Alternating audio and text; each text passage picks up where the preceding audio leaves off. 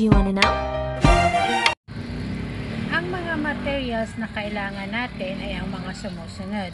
Ito po ay yung coco peat, garden soil, tapos ito po yung moss na kinuha ko po ito. Hindi ko na po naipakita kasi talaga ang dami ko po pinuntahan dahil mahirap po makahanap ngayon lalo na't hindi umuulan dito sa aming lugar. Kaya hindi ko na napakita sa inyo kung saan ko siya nakuha. Tapos ito po yung aking twine. Ito po kasi yung pinili kong pangtatali ko dahil kahit po kasi siya laging nababasa, hindi siya basta-basta napuputol. Kaya ito po yung preferred kong gamitin. And then yung gunting po. Tsaka ito pong a piece of cloth po na kahit anong kulay po at kahit anong cotton na tela.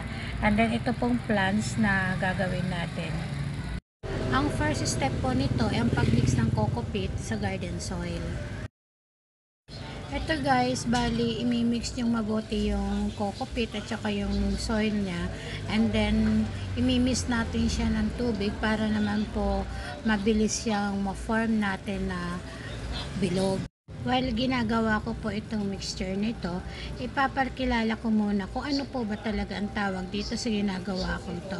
Ang tawag dito ay kokedama, sa Japan po ay Japan moss ball, na kung saan po yung ginagawa nilang pangtanim sa mga halaman ay soil, tapos nasa ibabaw niya yung pinaka moss o yung lumot na tawagin.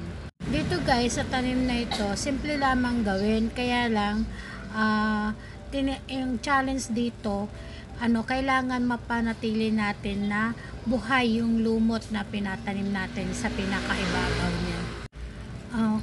Hanggang kailan nga ba itong kokedama na tanim na ito?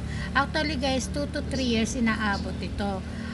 Depende na rin po sa tanim kasi pag kailangan na pong nakikita natin at kailangan na natin i-repotch, makikita naman natin yung mga roots niya, yung lumalabas na sa pinaka moss ball niya.